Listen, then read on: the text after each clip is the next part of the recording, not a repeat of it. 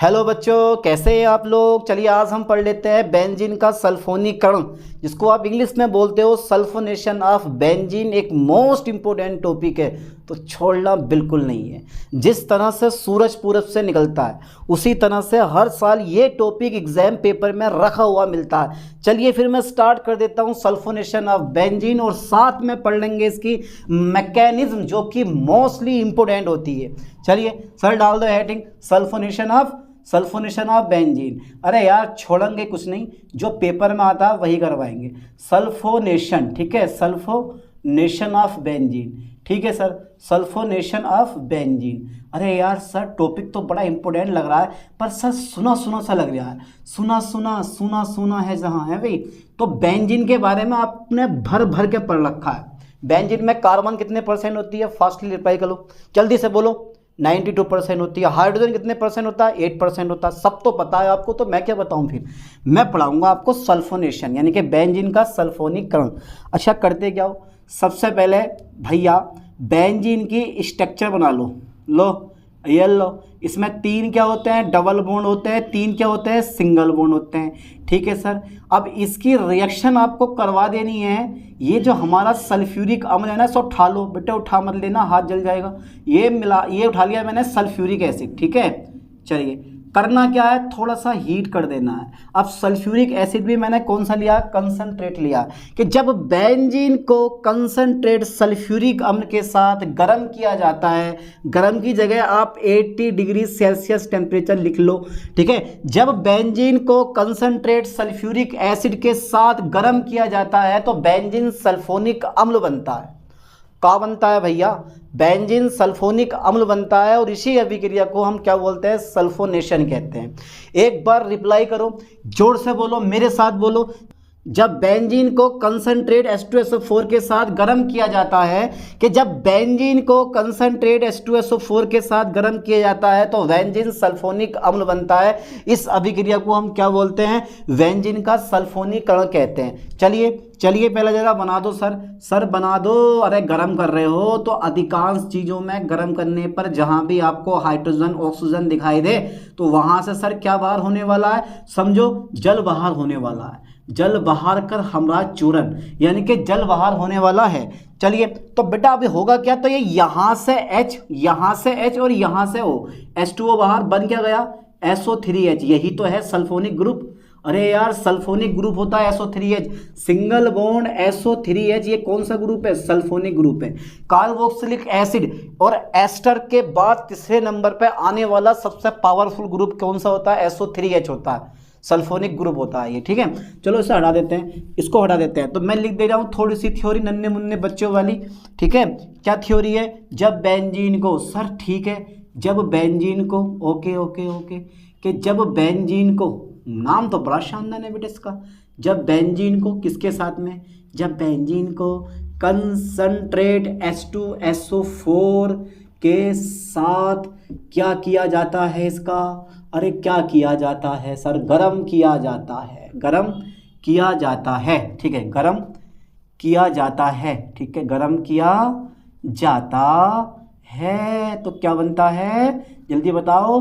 तो benzene sulphonic अम्ल बनता है, बेंजीन सल्फोनिक अम्ल बनता है, ठीक है। तो बेंजीन सल्फोनिक अम्ल क्या होता है बेटे, बेंजीन सल्फोनिक अम्ल बनता है, ठीक है सर, ठीक है, बेंजीन सल्फोनिक अम्ल बनता है। और इसी अभिक्रिया को बेंजीन का सल्फोनेशन कहते हैं, ठीक है।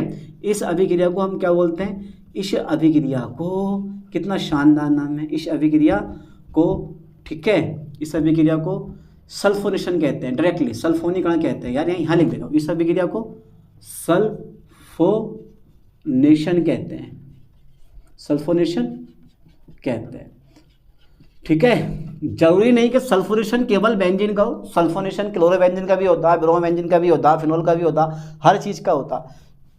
फिलहाल पहले मैं क्या पढ़ा रहा हूँ आपको, बेंजीन का सल्फोनेशन। तो इस अभिक्रिया को हम क्या बोलते हैं, बेंजीन का सल्फोनेशन या सल्फोनेशन कहते हैं। तो जब किसको, बेंजीन को, नाम लिख दो, क्या नाम है बेटा इसका, जब बेंजीन को, ठीक है sir, concentrate, okay sir, concentrate H2SO4 के साथ गर्म किया जाता है तो क्या बनता है, बेंजीन सल्फोनिक एसिड बनता है, ठीक है, benzene, okay sir, sulphonic benzene sulphonic acid बनता है, ठीक है, बेंजीन सल्फोनिक एसिड बनता है। ओके चलिए सर आपने तो बड़ी इजी तरीके में बता दिया इसको। अरे यार इतनी सिंपल सी रिएक्शन अगर समझ में ना आए तो फिर क्या समझ में आएगा। डाल दो बेटा मैकेनिज्म डाल दो, बस यही बहुत इंपॉर्टेंट है। कहोगे सर ये जो मैकेनिज्म है सर यही चीज़ पीछा नहीं छोड़ ली है और इससे हम पीछा छुड़ाना चाह रहे हैं, और ये एमएससी तक अगर ले लेना आपने तो ये चीज़ आपका पीछा छोड़ने वाले नहीं है, ये ध्यान देना। चलिए मैकेनिज्म पढ़ लेते हैं इसके, सिंपल सी मैकेनिज्म। सबसे पहला नंबर होता है इलेक्ट्रोफाइल बनता है, ठीक है, ध्यान देना बेटा। यानी कि ये अभिक्रिया निम्न पदों में संपन्न होती है। लिखने का तरीका देखो यार, ये अभिक्रिया निम्न पदों में संपन्न होती है, ये अभिक्रिया निम्न पदों में संपन्न होती है, ठीक है, ये अभिक्रिया निम्न पदों में संपन्न होती है। अच्छा पहला स्टेप कौन सा है? स्टेप फर्स्ट पकड़ लो सर, और क्या आप तो सर कुछ भी कर सकते हो। स्टेप फर्स्ट सबसे पहले क्या बनता है बेटा? इलेक्ट्रोफाइल बनता है, इलेक्ट्रोफाइल बनता है, ठीक है, इलेक्ट्रोफाइल बनता है। चलिए सर इलेक्ट्रोफाइल बनता है, सर इलेक्ट्रोफाइल बनता है, सर कैसे बनेगा इलेक्ट्रोफाइल? देखो ये H2SO4 है, H2SO4 के दो अणु पकड़ लो, 2H2SO4, ठीक है बेटा। चलो करवा दो रिएक्शन इसकी। देखो होता क्या, सबसे पहले H3O प्लस बन जाता है, H3O प्लस बनेगा, ठीक है, प्लस के HSO4 बन जाएगा, HSO4 माइनस आयन बनेगा, ठीक है, ओके सर। और बेटा यहाँ से SO3 बाहर हो जाएगा, SO3 बाहर हो जाएगा। ध्यान देना बिल्कुल एक्यूरेट बैलेंस है, और यही होता है हमारा इलेक्ट्रोफाइल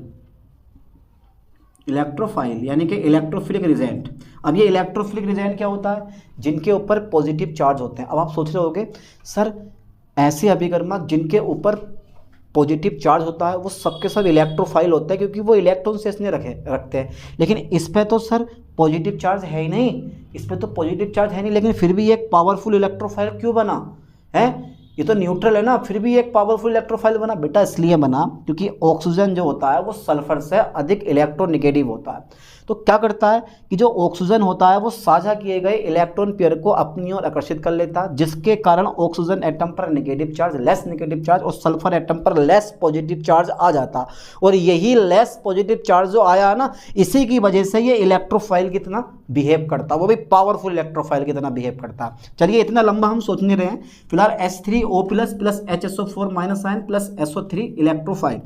रिएक्शन बिल्कुल बैलेंस है, 2 और 2 4 है, 3 और 1 4 है, SO4 2 है, यानी कि 4 दूनी 8 है, 3 4 3 7 और 1 8 है। सल्फर कितने हैं? 2 हैं, एक सल्फर ये, एक सल्फर ये। रिएक्शन बिल्कुल बैलेंस है, कोई दिक्कत नहीं है। सबसे पहले आप इलेक्ट्रोफाइल बना दो, बना दिया, कोई दिक्कत तो नहीं है यहाँ तक, क्लियर है ना? स्टेप पहला स्टेप इलेक्ट्रोफाइल रिजेंट। अब चलो अगला स्टेप देख लेते हैं, स्टेप 2 की तरफ बढ़ते हुए, ठीक है। और ये क्या हुआ? ये क्या हुआ?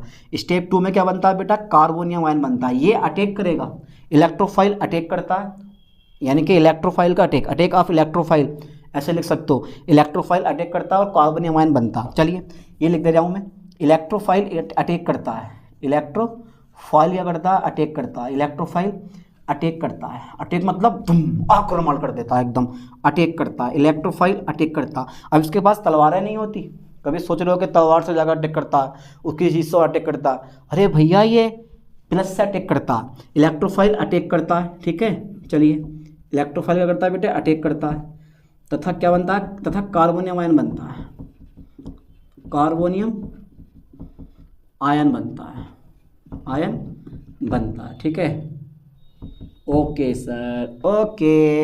इलेक्ट्रोफाइल अटैक करता है और कार्बोनियम आयन बनता है। फास्टली यहाँ तक का जरा स्क्रीनशॉट ले लो, ले लिया स्क्रीनशॉट? पक्का कर दें इसको रेज? अरे यार सर की बात है सर, ये तो हम हंसते हंसते कर लेंगे, है भाई, ये क्या चीज़ है सर? ये तो बहुत छोटी मोटी चीज़ें हमारे लिए। अच्छा बहुत छोटी मोटी चीज़ है, चलो देखते हैं कितनी छोटी मोटी चीज़ें। लो सर मैंने ये इरेज कर दिया। अब इसके बाद मैं क्या करने वाला हूँ, ध्यान देना। सबसे पहले अब बेंजीन की एंट्री हो जाती है, ये बेटा ये जो है ना हमारा, ये बेंजीन की एंट्री हो जाती है। ये हमारा रहा single double bond and double bond, ठीक है। अब ये SO3 आगा हंसते हुए, बोला भैया आ रहा हूँ मैं। अब बेंजीन देखता, बोले आ जा यार चल, तुझे भी अपने अंदर ही ऐड कर लूँगा मैं, कितना पावरफुल है मैं देखता हूँ तुझे। अब क्या होता है कि ये वाला जो बॉन्ड है ना बेंजीन, इस पर क्रिएट कर देता है। बोले आ जा कर ले अटैक जरा तू, अब मैं बाद में देखूंगा तुझे। ये आ गया तुम्हारे पास, इस पर बॉन्डिंग ना, बॉन्ड को ऐसे तोड़ना है, ऐसे करके इस पर आ जाएगा माइनस, इस पर आ जाएगा प्लस। बेटा इस पर प्लस आ जाएगा, इस पर क्या आ जाएगा माइनस। ऊपर को मैंने बॉन्ड क्रिएट करा तो इस पर माइनस आ गया, इस पर क्या आएगा मेरे पास प्लस।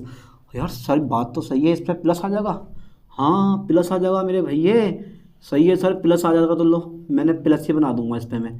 सर इस पर तो प्लस आ गया, हाँ प्लस आ गया, लो प्लस आ गया सर इस पर तो, बहुत बढ़िया सर प्लस आ गया इस पर। और बाकी का सर, अबे बड़ा बुरा लग रहा है ये बड़ा ही बुरा लग रहा है, बहुत ही बुरा। अब सही लग रहा है, चलो थोड़ा बहुत ठीक है। इसको भी बॉन्ड बड़ा करो थोड़ा सा।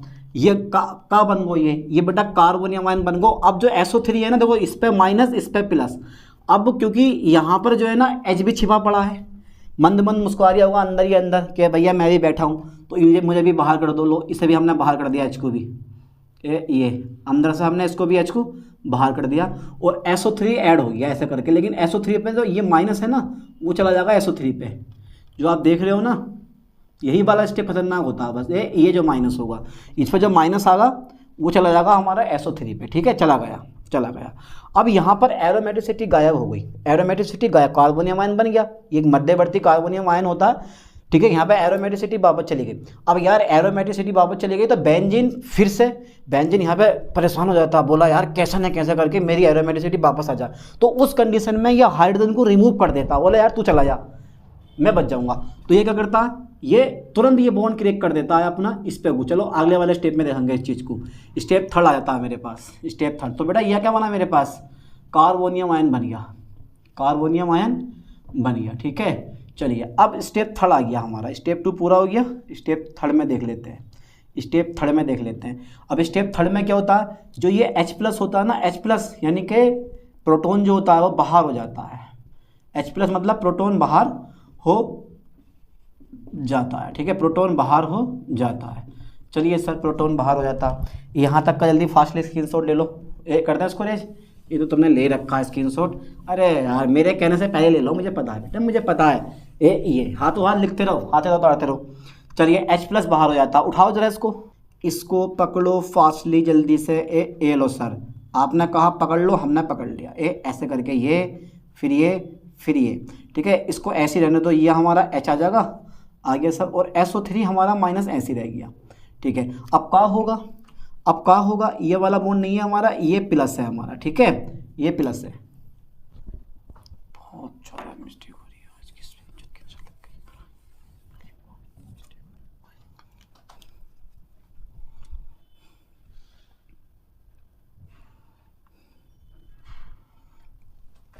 ठीक है। अब इसको उठा लो, उठा लिया सर ऐसे करके ये।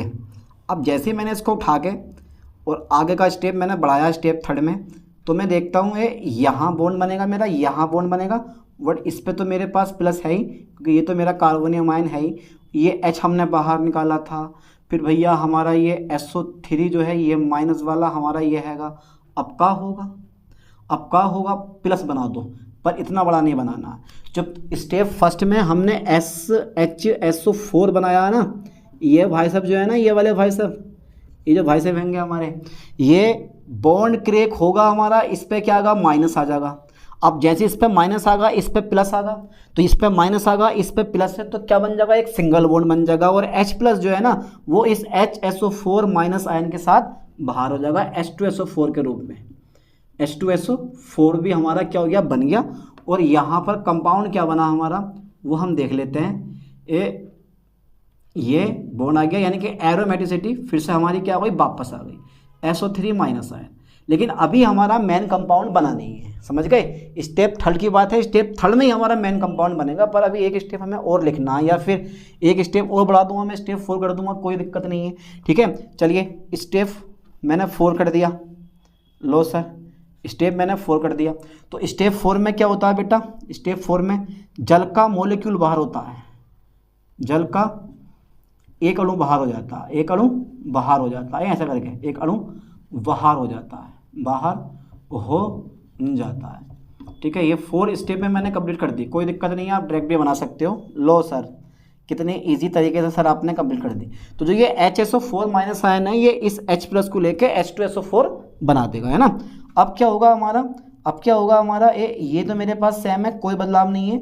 यहाँ पर आपको कर देना है SO3 और क्या बेटा इस पर माइनस हैगा और प्लस H3O प्लस, ये भी कहीं है नहीं है, ये कहीं पर है या नहीं है, फास्टली बताओ बेटा। है, स्टेप फर्स्ट में देखो, ठीक है। अब क्या होगा कि H प्लस जो होगा ना यहाँ से H प्लस वो इसके साथ ऐड हो जाएगा माइनस वाले के साथ, ठीक है।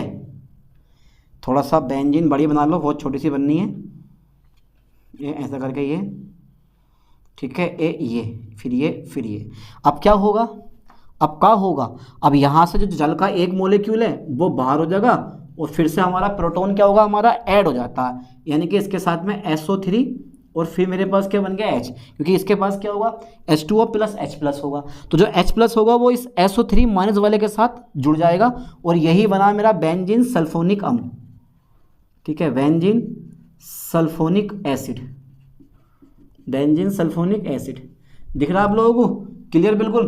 तो ठीक है, चलिए तो इसको जो है ना सल्फोनेशन को पढ़ लो, पेपर में पूछा जाता है, इंपॉर्टेंट टॉपिक है। चलिए मिलते हैं नेक्स्ट वीडियो में नेक्स्ट लेक्चर के साथ। थैंक्स।